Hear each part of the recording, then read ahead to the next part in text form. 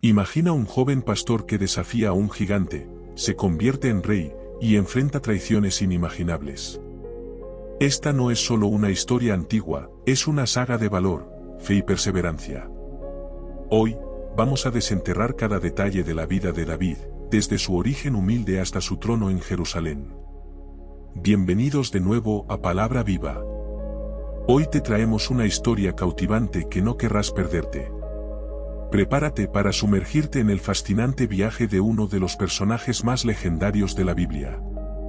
Desde sus humildes comienzos hasta su ascenso al trono, y hasta su muerte. Exploraremos cada momento crucial que definió la historia de Israel. Acompáñanos en esta increíble travesía. Mi nombre es David, y esta es mi historia. David, uno de los personajes más emblemáticos de la Biblia, comienza en un pequeño pueblo llamado Belén, en la tierra de Judá. David nació en una familia numerosa, siendo el menor de 8 hijos de Isaí, un hombre respetado pero humilde. La dinámica familiar de David no fue fácil, su posición como el más joven a menudo lo dejaba relegado a las tareas menos apreciadas, como el cuidado de las ovejas.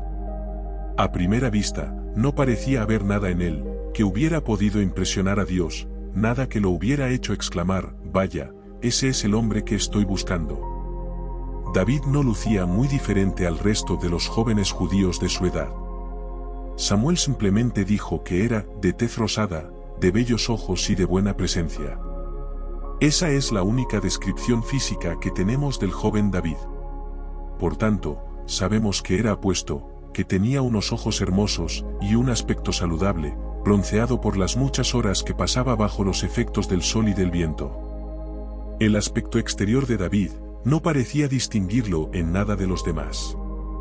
No era sino un pastor, y para colmo muy joven, que vivía en la pequeña aldea de Belén. Pero Dios dijo, en efecto, tú tienes lo que estoy buscando, tú serás el futuro rey de Israel. Pero antes de que nos ocupemos de David el rey de Israel, debemos retroceder unos 40 años para saber un poco del contexto y de la historia, para poder comprender el mundo en que le tocó vivir.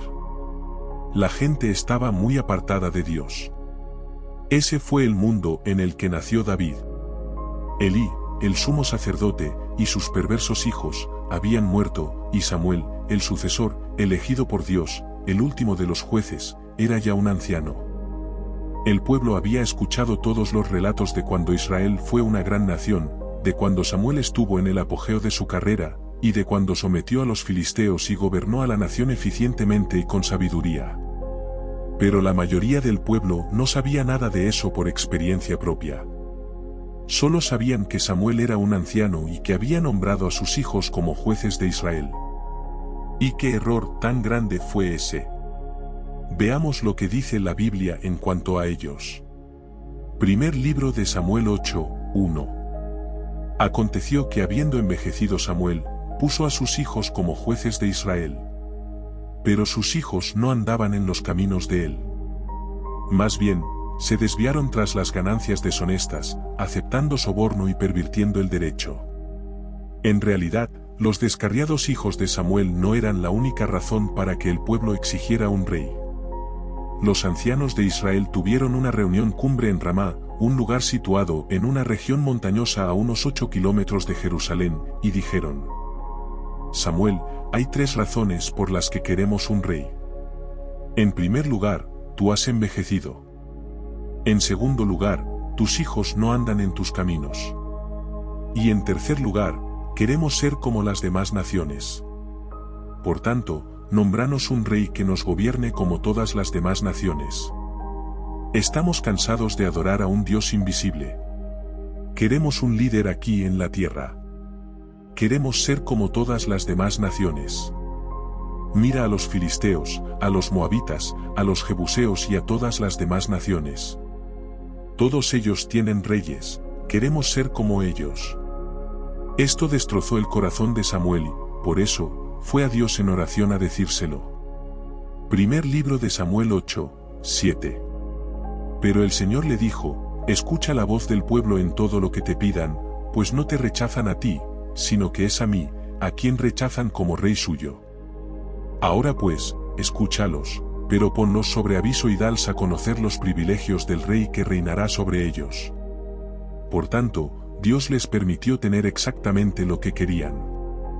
El hombre que escogieron, Saúl, era alto, de piel bronceada y bien parecido. Así es como la gente escoge a los reyes. Buscan a alguien que tenga buen aspecto. Saúl entró en escena y los cautivó. Al comienzo poseía cierta humildad, y parecía capaz de unir al pueblo alrededor de una causa: ir en contra de los filisteos. David nació unos 10 años después que Saúl se convirtió en rey. ¿En qué tiempo tan incierto vino al mundo? El pueblo de Israel estaba muy apartado de Dios, y ahora, para colmo de males, se estaban desilusionando del líder que habían escogido. Pero, ¿qué se puede hacer cuando un rey no anda en el camino de Dios?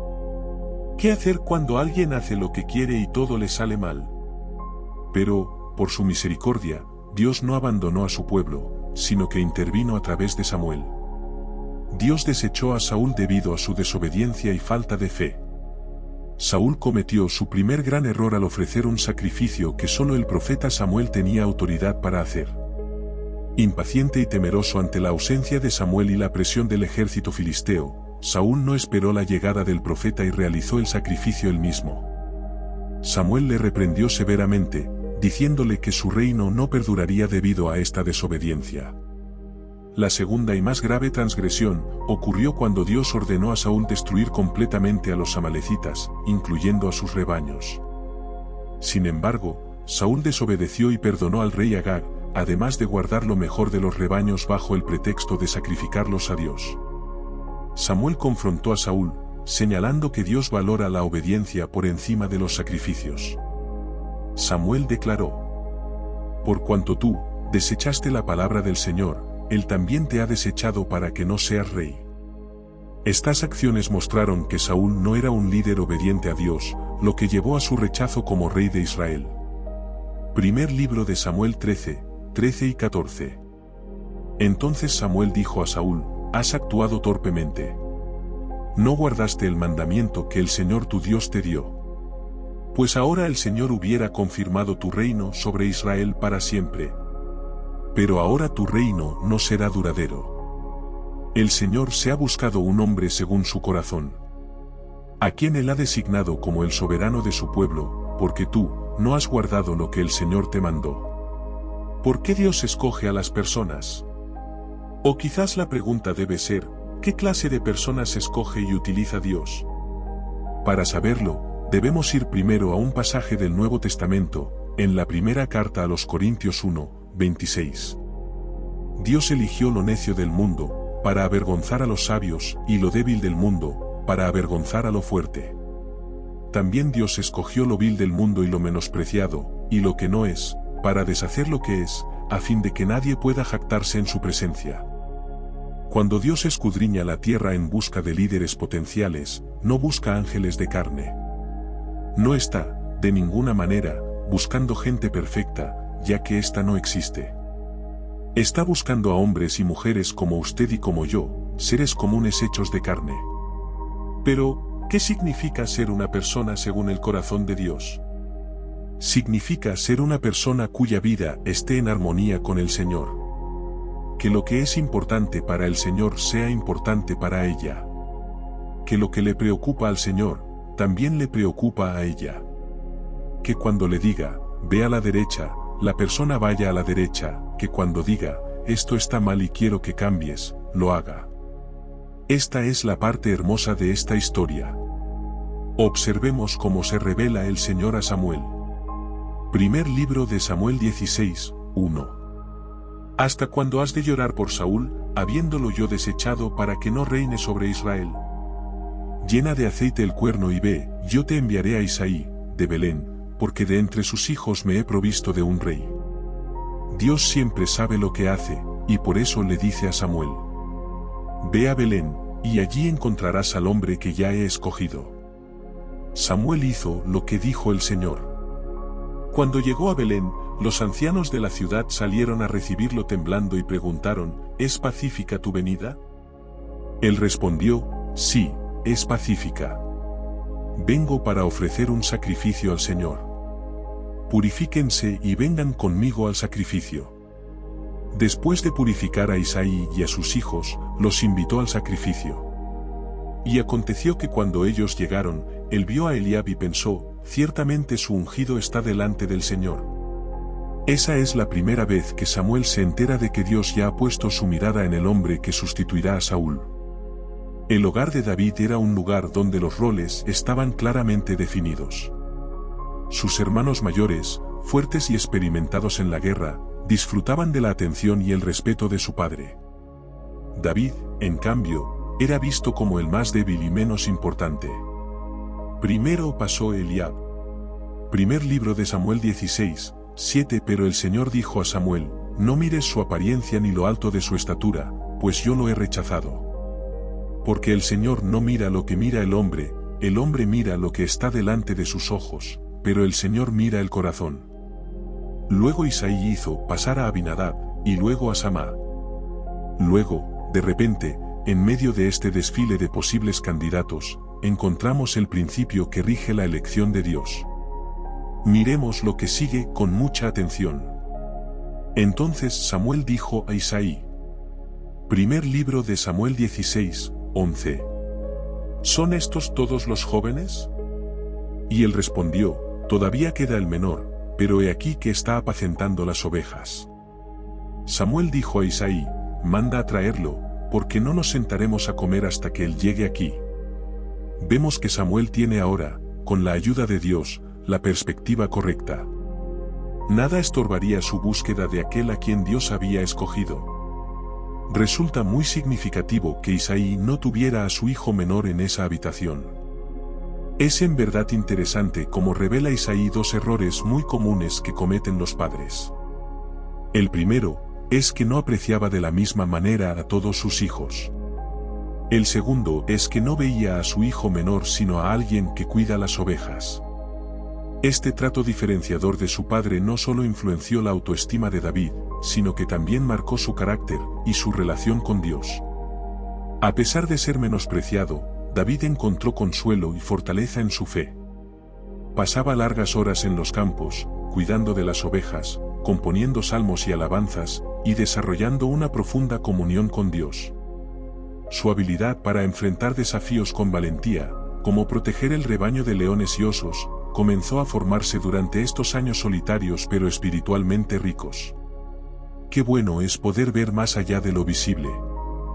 Ver más allá de las deficiencias personales. Ver más allá de la edad de una persona o de su estatura o nivel de inteligencia. Ver lo que hay de verdadero valor en lo más adentro de ella. Esa es la clase de visión que Samuel, con la ayuda de Dios, demuestra finalmente en este caso. Recuerde, David está en el campo con las ovejas. No sabe lo que está sucediendo en su casa. Está cuidando fielmente del rebaño, cuando de pronto alguien llega corriendo y le dice, oye, David, te mandan a decir que regreses a casa. Isaí mandó por él, y le hizo entrar. Primer libro de Samuel 16:12 y 13. Isaí mandó por él, y lo hizo entrar. Era de tez sonrosada, de bellos ojos y de buena presencia. Entonces el Señor dijo, levántate y úngelo, porque este es. Samuel tomó el cuerno de aceite y lo ungió en medio de sus hermanos. Y desde aquel día en adelante, el Espíritu del Señor descendió con poder sobre David. Luego Samuel se levantó y regresó a Ramá. Este es David, un adolescente. Entra a la casa, todavía oliendo a oveja, y sin estar purificado, y de repente, un anciano se mueve dificultosamente hasta él y le derrama aceite en la cabeza. Este le chorrea por el cabello y cae sobre su cuello. Tú, vas a ser el próximo rey. ¿Qué hizo David, entonces? Bueno, me complace decirle que él no fue a uno de esos grandes almacenes donde se puede comprar de todo para probarse unas coronas. Tampoco pulió una carroza y se lanzó a la carrera a través de las calles de Belén, gritando, soy el escogido por Dios, quien ve el corazón. David, aunque menospreciado por su familia, fue escogido por Dios debido a su corazón fiel. Las dificultades y los menosprecios pueden forjar un carácter fuerte y una fe inquebrantable, como se vio en la vida de David durante sus años de pastor. El verdadero valor de una persona no está determinado por la opinión de los demás, sino por su relación con Dios y su obediencia a su voluntad. Después que Samuel unge a David con aceite, indicando con esto que Dios lo había escogido como el próximo rey de Israel, leemos ciertas cosas alarmantes acerca de Saúl. Primer libro de Samuel 16, 14 y 15. El espíritu del Señor se apartó de Saúl, y un espíritu malo de parte del Señor le atormentaba.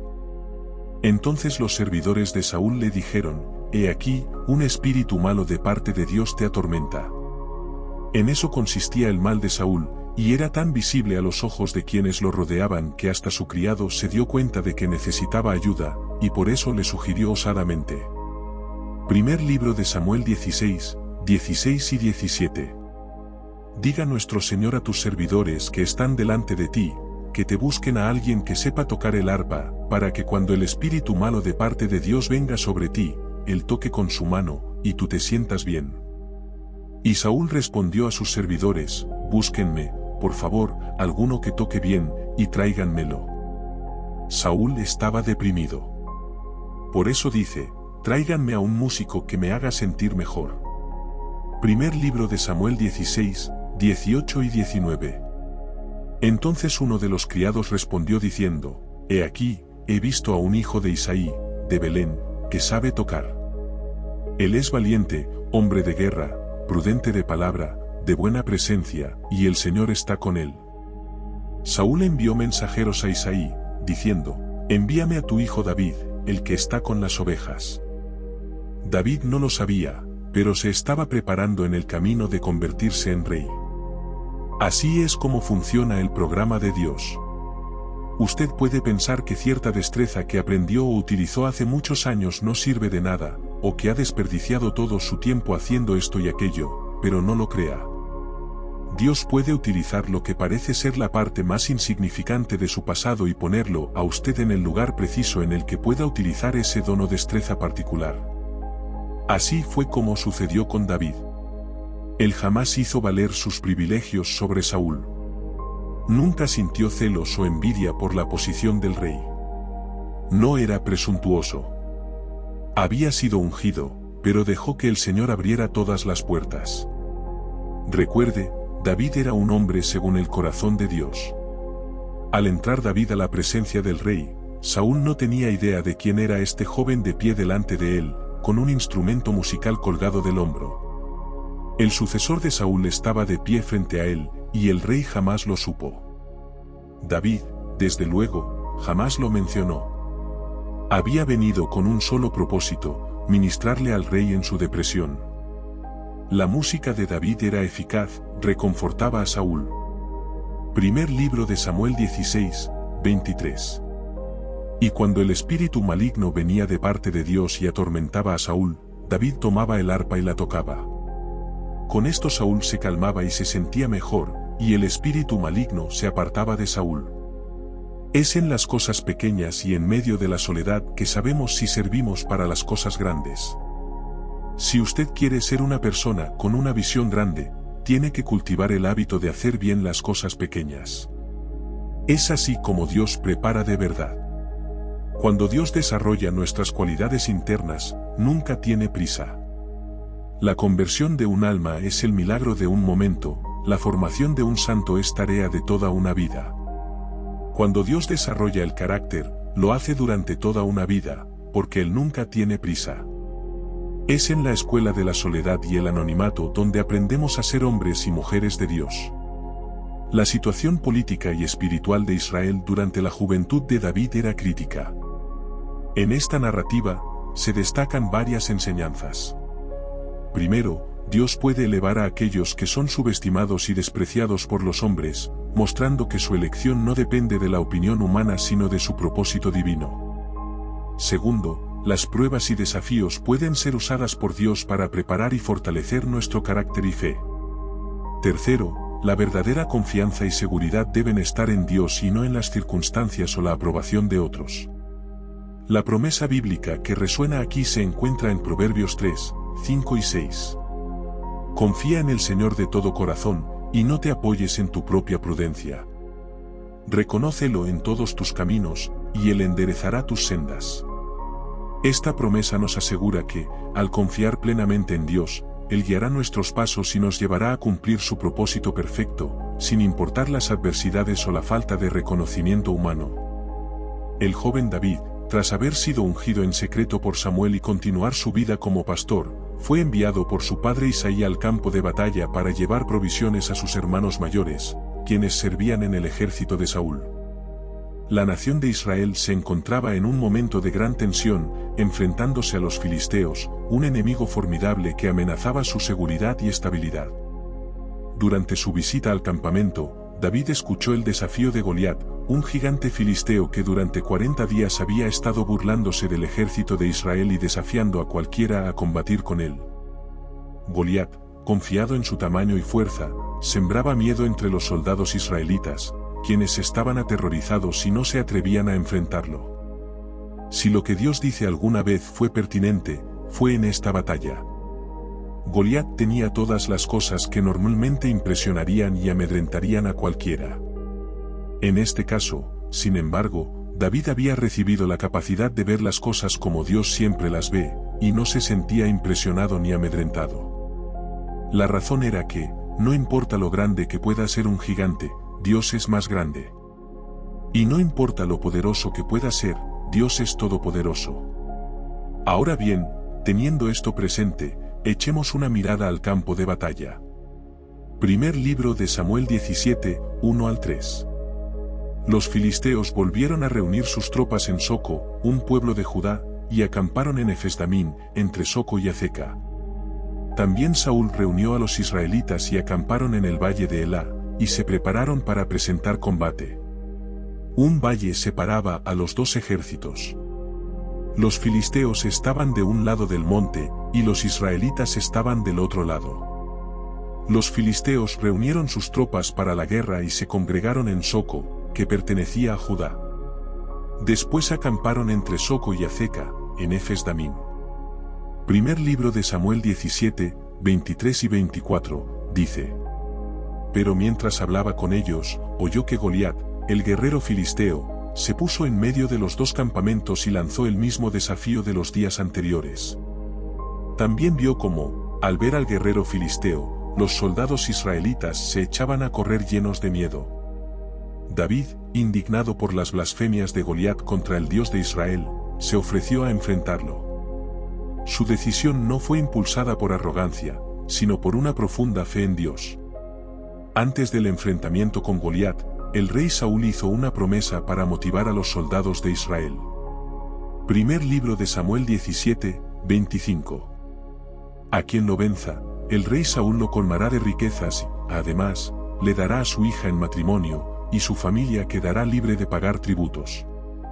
A pesar de ser joven y sin experiencia militar, David estaba seguro de que Dios le daría la victoria. Recordando cómo Dios le había ayudado a vencer a leones y osos mientras cuidaba a las ovejas, David se presentó ante Saúl, quien inicialmente dudó de sus capacidades. Saúl intentó equipar a David con su propia armadura, pero David la rechazó, prefiriendo confiar en las herramientas que conocía, su honda y 5 piedras lisas que recogió del arroyo. Su confianza no estaba en las armas humanas, sino en el poder de Dios. Cuando David se acercó a Goliat, el gigante lo menospreció, riéndose de su juventud y apariencia. Sin embargo, David respondió con firmeza y fe. Primer libro de Samuel 17, 45 al 47, dice: Pero David le respondió: Tú vienes contra mí armado de espada, lanza y jabalina, pero yo vengo contra ti en el nombre del Señor de los ejércitos, el Dios de los escuadrones de Israel, a quien tú has provocado. Hoy mismo el Señor te entregará en mis manos. Te voy a vencer, y te voy a cortar la cabeza, y los cadáveres de tus compatriotas se los voy a dar a las aves de rapiña y a los animales salvajes. Así en todos los pueblos se sabrá que hay Dios en Israel. Toda esta gente va a saber que el Señor no necesita de espadas ni de lanzas para salvarlos. La victoria es del Señor, y Él va a ponerlos a ustedes en nuestras manos. Primer libro de Samuel 17, 49 y 50. Entonces David metió su mano en la bolsa, tomó de allí una piedra y la arrojó con la honda, hiriendo al filisteo en la frente. La piedra quedó clavada en su frente, y éste cayó de bruces en tierra. Así venció David al filisteo con una honda y una piedra, y lo mató sin tener espada en su mano. En un acto de fe y valentía, David lanzó una piedra con su honda, golpeando a Goliat en la frente y derribándolo. Luego, usó la propia espada de Goliat para decapitarlo, asegurando una victoria decisiva para Israel. Lo único que David tenía era una honda, y 5 piedras, contra un gigante que llevaba encima 100 kilos de armadura. Puede parecer absurdo, pero así es como Dios actúa. Al final lo que hubo fue el sonido de la honda meciéndose en el aire para ser luego lanzada. El gigante cayó como un saco lleno de papas. ¿No queda algún otro gigante por ahí? Después de esto los filisteos no se quedaron como espectadores. Cuando vieron que su campeón estaba muerto, pusieron los pies en polvorosa. Luego David llevó la cabeza del gigante a Jerusalén, tras haber utilizado la propia espada de Goliat para cortarle la cabeza, y guardó las armas de Goliat en su propia casa. Este evento no solo demostró la fe inquebrantable de David en Dios, sino que también inspiró al pueblo de Israel a confiar nuevamente en el poder y la protección divina. La historia de David y Goliat nos enseña que Dios puede usar a cualquiera, sin importar su juventud o aparente insignificancia, para llevar a cabo su voluntad. La verdadera fuerza y victoria vienen de confiar en Dios, no en las armas o la fuerza humana. Y que al enfrentar los desafíos con fe, puede inspirar y fortalecer a otros a seguir adelante con confianza en Dios. Tras la impactante victoria de David sobre Goliat, su vida cambió drásticamente. Esta hazaña no solo le otorgó reconocimiento y fama entre el pueblo de Israel, sino que también llamó la atención del rey Saúl. Reconociendo las habilidades y el potencial de David, Saúl lo llevó a su corte, donde David comenzó a servir como su escudero y músico. En el primer libro de Samuel 18:2, se menciona: ese día Saúl tomó a David a su servicio, y ya no lo dejó volver con su padre. La relación de David con Saúl era compleja. Inicialmente, Saúl estaba agradecido y apreciaba a David por su servicio y su música. Sin embargo, la creciente popularidad de David y sus éxitos militares comenzaron a despertar celos en el corazón del rey. La gente cantaba alabanzas a David, lo que incrementó la inseguridad de Saúl sobre su propio reinado. A pesar de esto, David permaneció fiel y leal a Saúl, sirviendo con dedicación y humildad. Aquí vemos al campeón de campeones, el aniquilador del gigante, yendo a donde Saúl lo enviaba. Era sumamente leal a su rey, sirviendo en cierto modo como un desconocido, como un rey en formación. ¿Y qué sucedió? Tenía éxito. 4 veces en el mismo capítulo 18 se dice que David tenía éxito o que se comportaba sabiamente. ¡Qué hombre tan especial! Simplemente hacía lo que Dios le indicaba que hiciera. Estaba sometido a su autoridad, y Dios lo elevó por encima de sus contemporáneos. Mientras tanto, aguardando a la sombra, de la misma manera que David aguardaba delante del rey, estaba otro joven, Jonatán, el hijo del rey Saúl. Aparentemente estos dos jóvenes no se conocían hasta este momento, pero de inmediato sus vidas quedaron entrelazadas. Primer libro de Samuel 18:3. Además, Jonatán hijo de Saúl, y David hicieron un pacto de amistad, pues Jonatán lo amaba como a sí mismo. Su amistad con Jonatán destaca el valor de las relaciones basadas en el amor y el respeto mutuo, más allá de las ambiciones personales. La creciente popularidad de David en la corte de Saúl, junto con sus victorias militares y su habilidad para calmar al rey con su música, comenzó a generar celos y temor en el corazón de Saúl.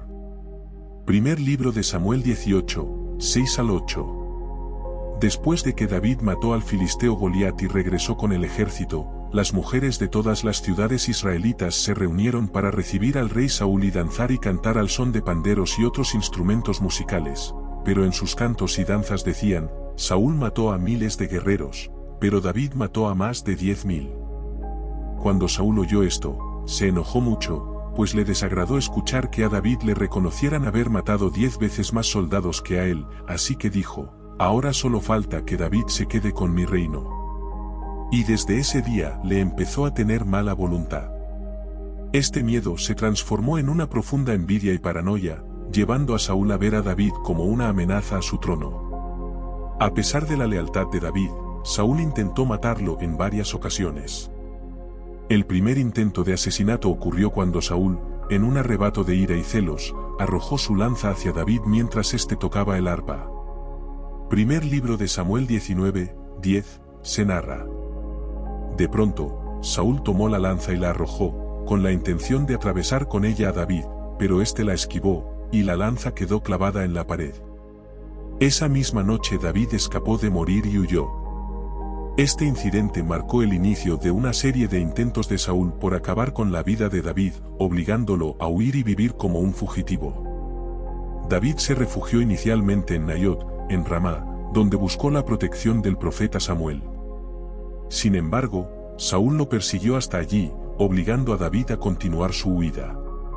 Con la ayuda de Jonatán, su leal amigo y el hijo de Saúl, David fue advertido sobre los planes de su padre y escapó una vez más. La amistad y la lealtad de Jonatán fueron fundamentales durante este periodo de persecución, demostrando cómo la fidelidad y el amor pueden prevalecer incluso en las circunstancias más difíciles. David se refugió en diversas partes del desierto, incluyendo las cuevas de Adulam y el desierto de Engadi. Durante este tiempo, reunió un grupo de seguidores leales, hombres que también estaban descontentos con el reinado de Saúl. Primer libro de Samuel 22:1 y 2, se describe cómo estos hombres se unieron a David. Yéndose luego David de allí, huyó a la cueva de Adulam, y cuando sus hermanos y toda la casa de su padre lo supieron, vinieron allí a él.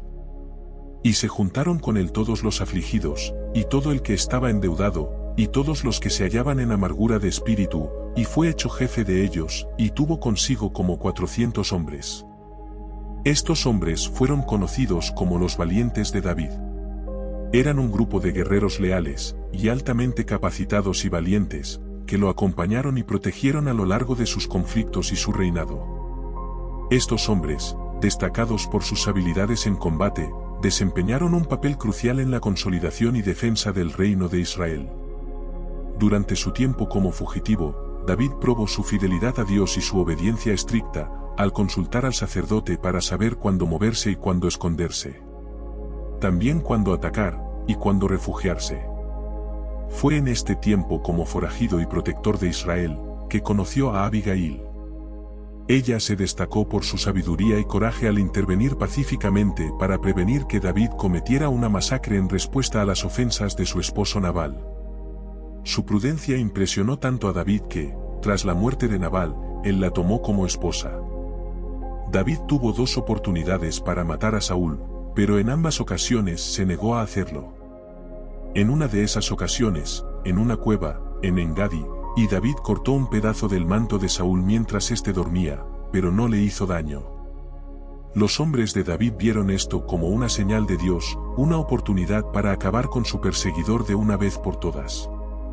Sin embargo, David, aun teniendo la ventaja, optó por no dañar a Saúl. En cambio, se acercó sigilosamente y cortó un pedazo del manto de Saúl. Este acto, aunque pequeño, fue una demostración de su respeto por el ungido del Señor. Después de que Saúl salió de la cueva, David también salió y llamó a Saúl, mostrándole el pedazo de manto y explicando su acción. Primer libro de Samuel 24:10 y 11.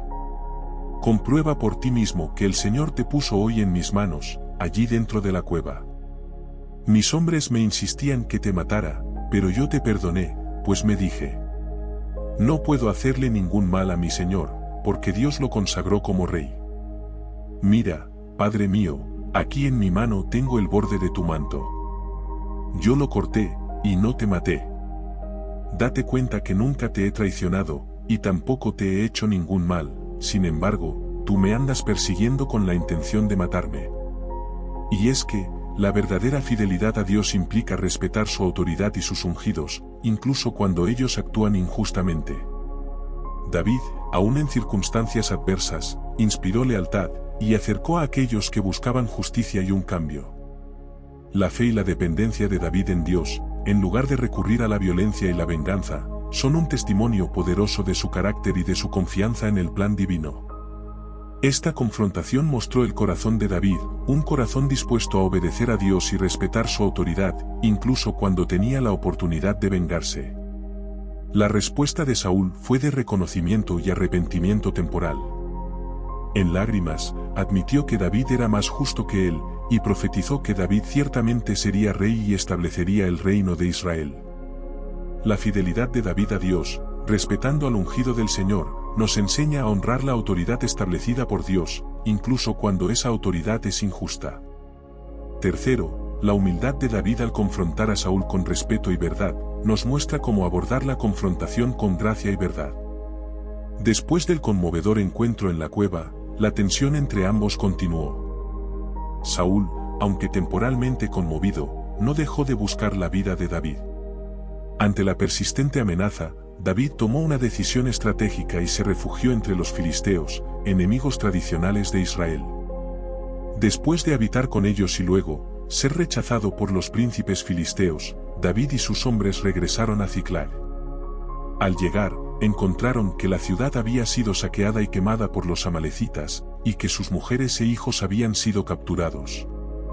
David, con la guía de Dios, lideró una exitosa misión de rescate, recuperando todo y derrotando a los amalecitas. Mientras tanto, la situación en Israel se deterioraba. Saúl y sus hijos se enfrentaron a los filisteos en la batalla de Gilboa. El ejército de Israel fue derrotado, y los hijos de Saúl, incluidos Jonatán, Abinadab y Malquisúa, murieron en combate. Saúl, gravemente herido y desesperado por no caer en manos enemigas, se suicidó cayendo sobre su espada. En el primer libro de Samuel 31:4 se describe: Entonces Saúl le dijo a su escudero: Toma la espada y mátame para que esos paganos no vengan a hacer burla de mí. Pero el escudero de Saúl tuvo miedo y se negó a matarlo. Así que Saúl tomó su propia espada, y se mató él mismo. David, aún en Ziclag, recibió la noticia de la muerte de Saúl y Jonatán a través de una malecita que buscaba recompensas, afirmando haber matado a Saúl. Este hombre esperaba ganar el favor de David, pero David, indignado por la muerte del ungido del Señor, ordenó su ejecución. En su lamento, David compuso una elegía por Saúl y Jonatán, destacando su amor y respeto por ellos a pesar de la persecución de Saúl. Este lamento se encuentra en el segundo libro de Samuel 1:19 y 20. Llamado, Como han caído los valientes.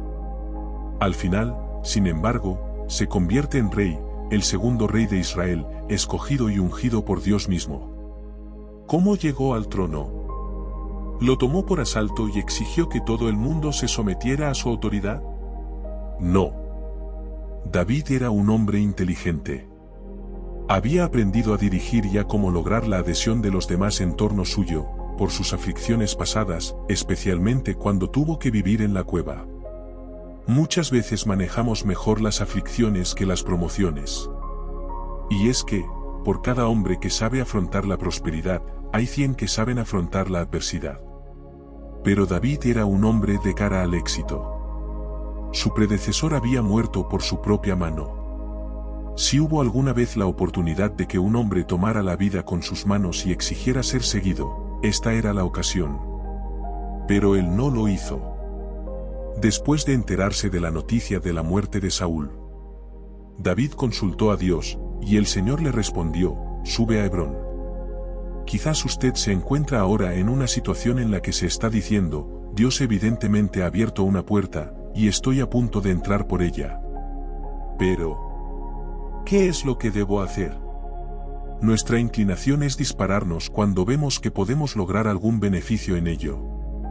Pero a veces es mejor comenzar muy calmadamente, andar con mucho cuidado los primeros pasos. Aquí vemos que el Señor le dice al nuevo monarca: David, no, espera, aunque vas a ser el rey, sé humilde, anda con cuidado, sé inteligente. Después de ser ungido rey de Judá en Hebrón, David gobernó sobre esa tribu durante 7 años y medio. Durante este tiempo, la guerra civil continuó entre la casa de David y la casa de Saúl. Finalmente, con la muerte de Isboset y la consolidación de su poder, las tribus de Israel se unieron y ungieron a David como rey sobre todo Israel.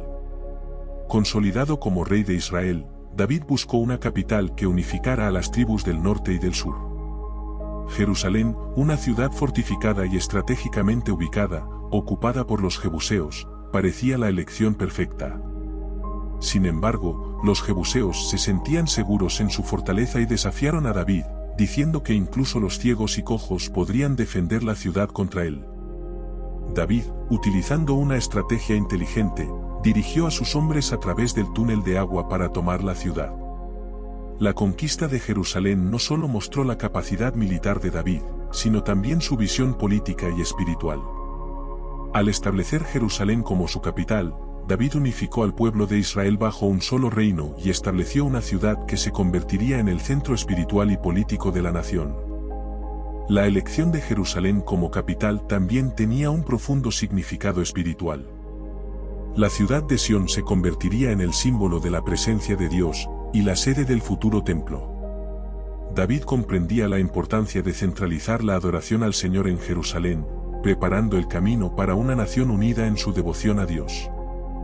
David intentó trasladar el arca de la alianza a Jerusalén, pero Uza murió al tocarla imprudentemente. Posteriormente, el arca quedó en casa de Obed-Edom, donde trajo bendiciones y prosperidad, evidenciando el poder y la santidad de Dios. Finalmente, David completó el traslado con éxito y alegría. Tras el exitoso traslado del arca de la alianza a Jerusalén, David continuó consolidando su reino y estableciendo a Jerusalén como el centro espiritual de Israel. En medio de estos logros, David sintió el deseo de construir un templo para el Señor, un lugar permanente para el arca y para la adoración a Dios. Hasta ese momento, el arca residía en una tienda, mientras que David vivía en un palacio de cedro. David expresó este deseo al profeta Natán, quien inicialmente le dio su apoyo.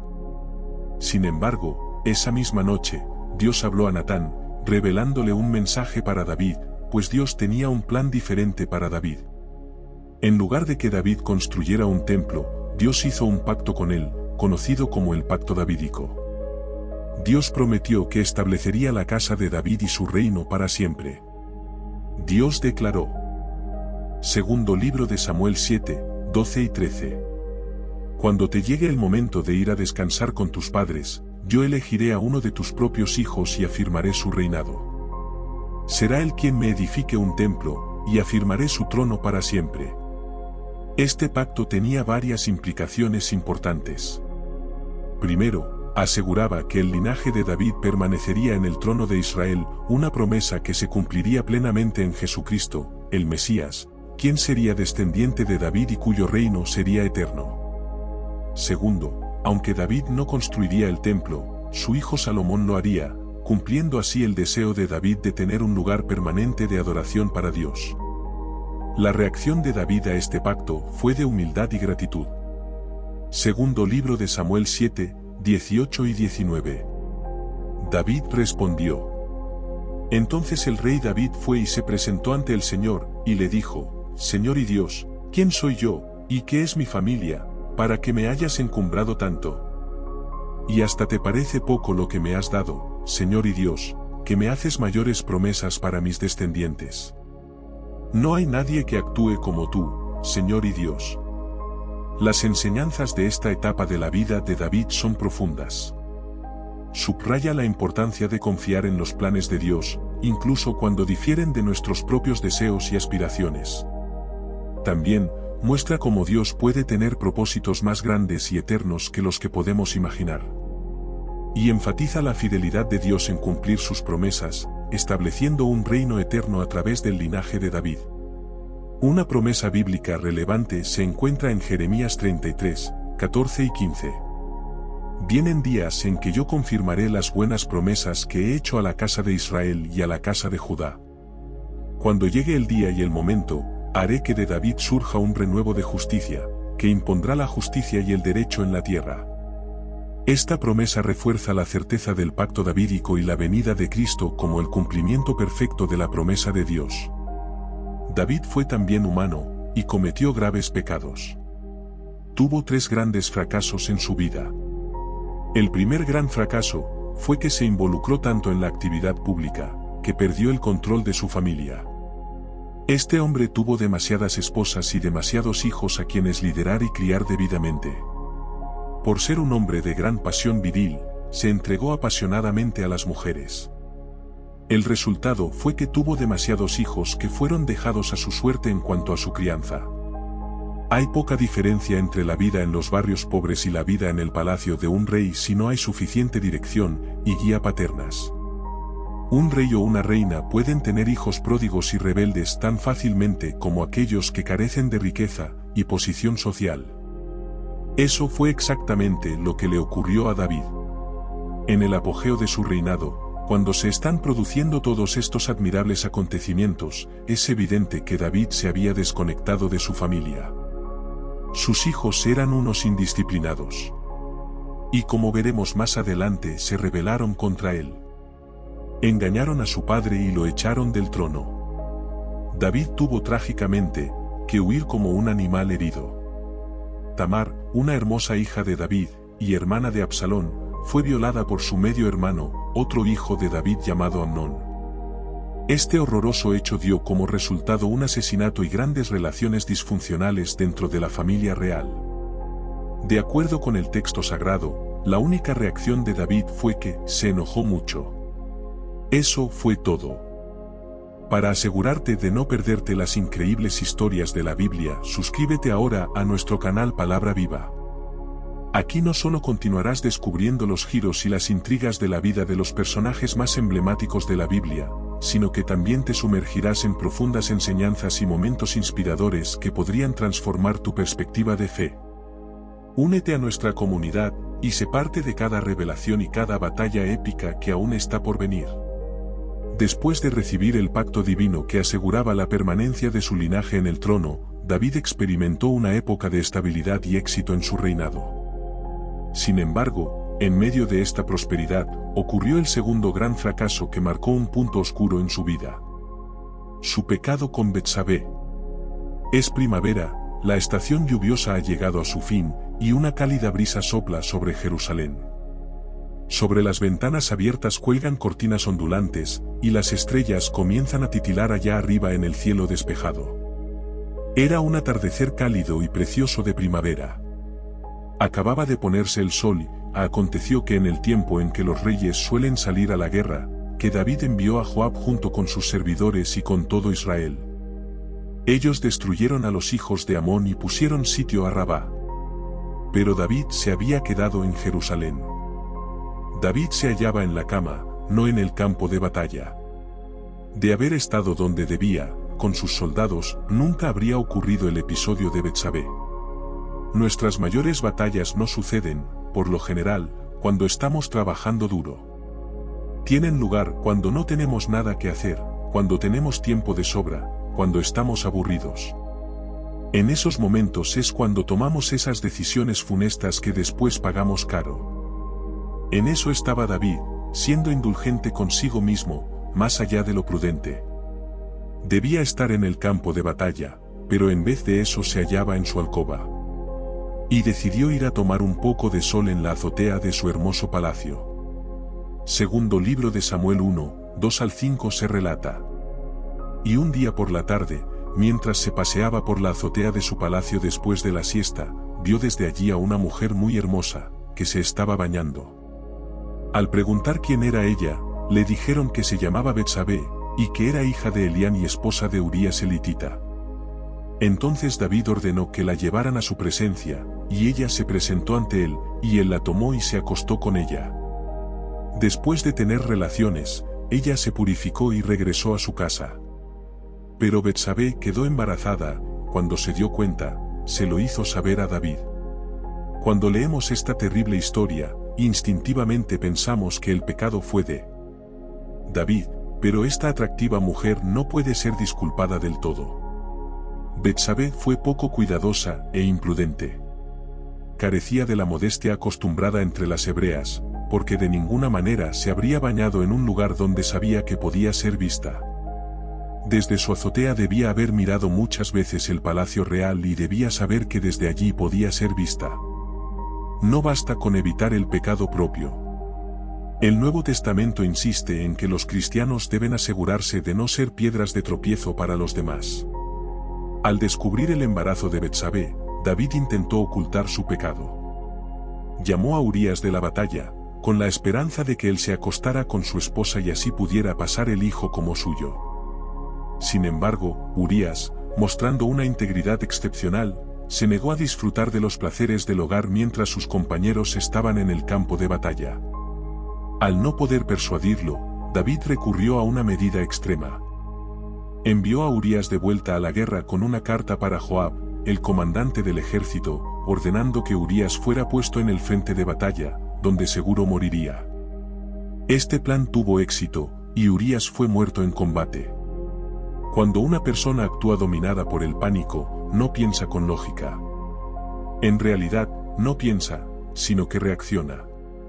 Justifica lo que hace, encubre, difama, disfraza, niega e intriga, hasta que se encuentra en medio de una maraña tal de mentiras que no le resulta posible escapar ni desenredar el lío. Hasta que, por fin, se encuentra con alguien lo suficientemente honesto que le dice, tú eres ese hombre, como veremos en instantes. Mientras tanto, al final de este espantoso episodio leemos 13 sencillas palabras, pero esto que David había hecho pareció malo a los ojos del Señor. Punto. Después de la muerte de Urías, David tomó a Betsabé como su esposa, y ella dio a luz a un hijo. Pero el acto de David no pasó desapercibido ante Dios. El profeta Natán fue enviado para confrontar a David, usando una parábola sobre un hombre rico que, en lugar de tomar de su abundancia, arrebató la única oveja de un hombre pobre. Segundo libro de Samuel 12, 7. Entonces dijo Natán a David, tú eres aquel hombre. Este momento de confrontación llevó a David a un profundo arrepentimiento. Reconoció su pecado y buscó el perdón de Dios. Aunque Dios perdonó a David, hubo consecuencias graves.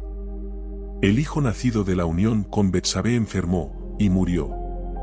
Después de ser confrontado por Natán y la muerte de su hijo, David reconoció su pecado. La evidencia de su verdadero arrepentimiento está plasmada en el Salmo 51. Este momento en la vida de David nos enseña sobre la profundidad del arrepentimiento genuino, y la misericordia de Dios. El Salmo 51 no solo es un clamor por perdón, sino también una declaración de un corazón quebrantado que desea ser limpio y restaurado. Nos recuerda que, sin importar la gravedad de nuestros errores, la gracia de Dios está siempre disponible para aquellos que se acercan a Él, con un corazón sincero y arrepentido. A pesar de este juicio, Dios no retiró su promesa a David, y más tarde, Betsabé daría a luz a Salomón, quien se convertiría en el sucesor de David. Y es que, el verdadero arrepentimiento y la confesión pueden restaurar la relación con Dios, aunque no necesariamente eliminan todas las consecuencias del pecado.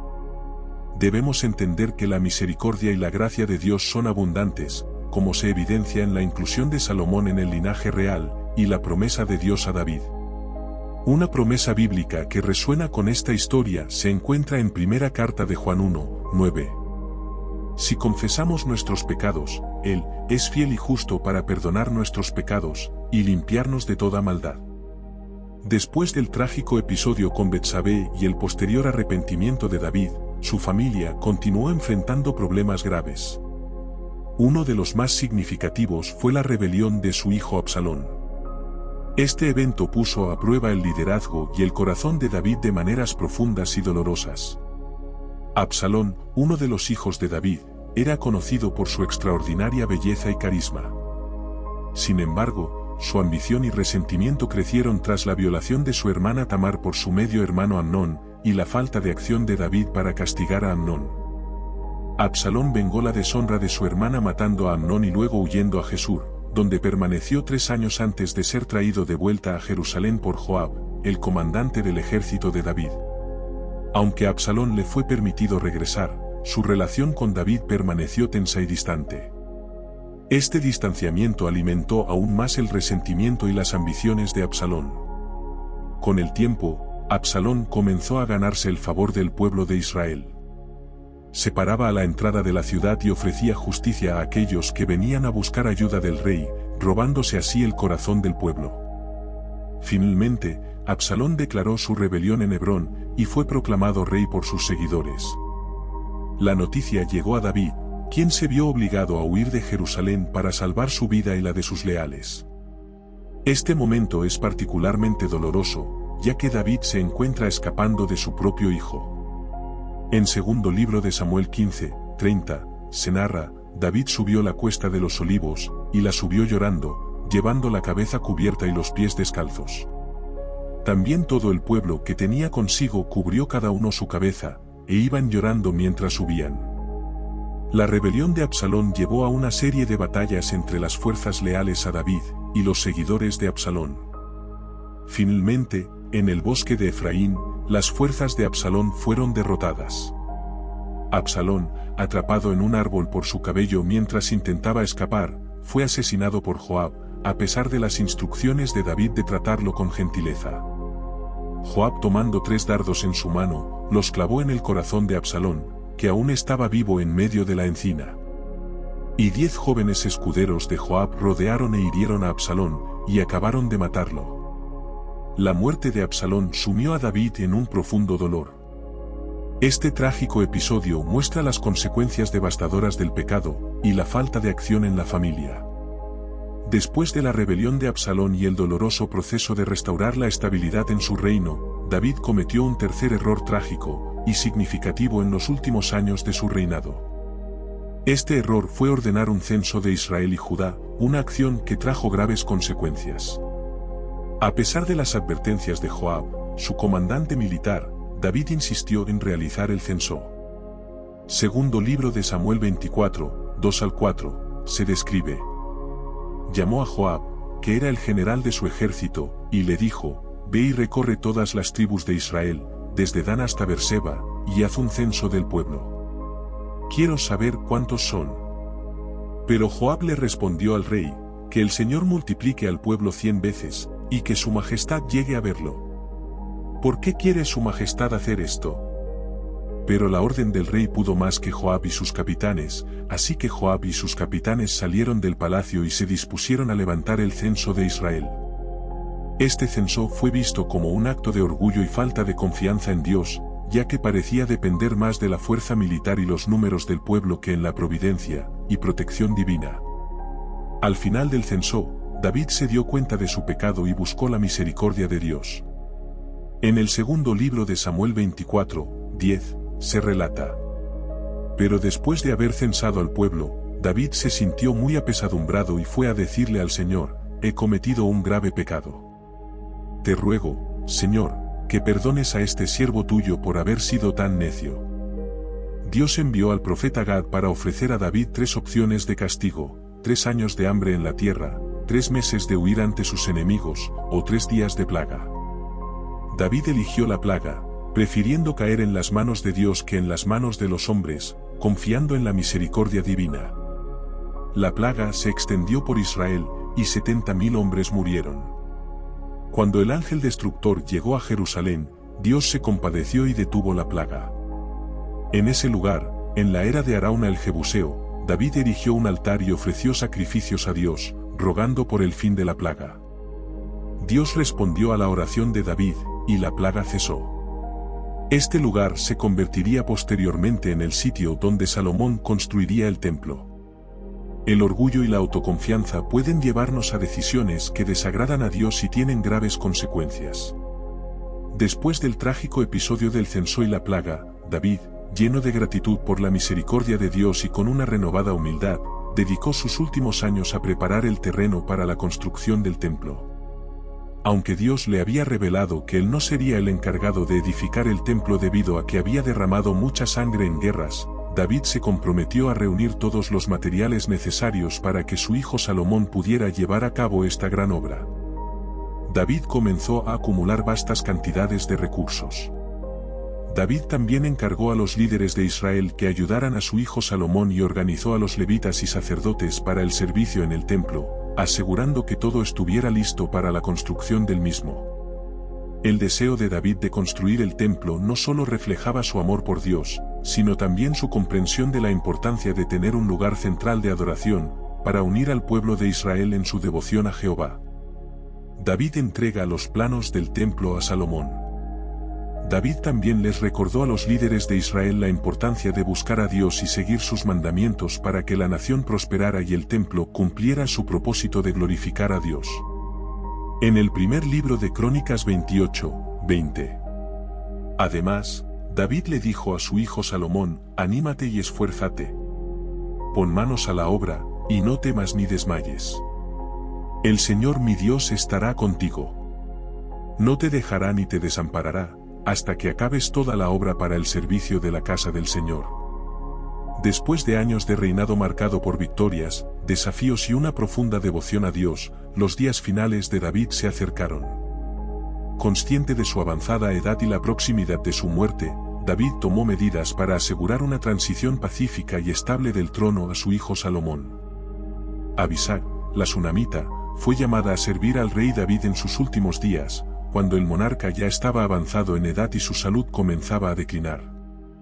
La presencia de Abisag cerca del rey tenía un propósito específico: proporcionarle calor y cuidados, pues David ya no podía mantenerse caliente por sí mismo. Aunque no era su esposa, su cercanía al rey fue interpretada con gran interés político, especialmente en los turbulentos tiempos de sucesión.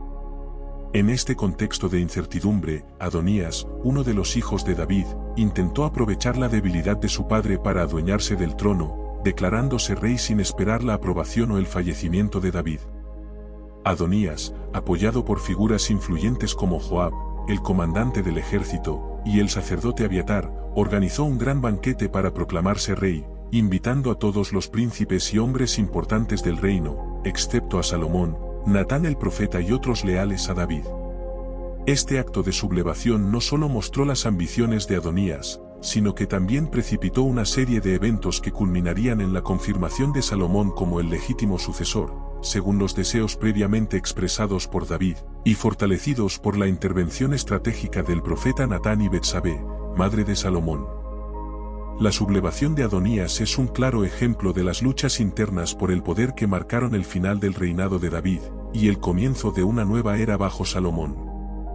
En el primer libro de Reyes 1:28-30, David ordenó: el rey mandó llamar a Betsabé, y ella entró y se detuvo ante el rey.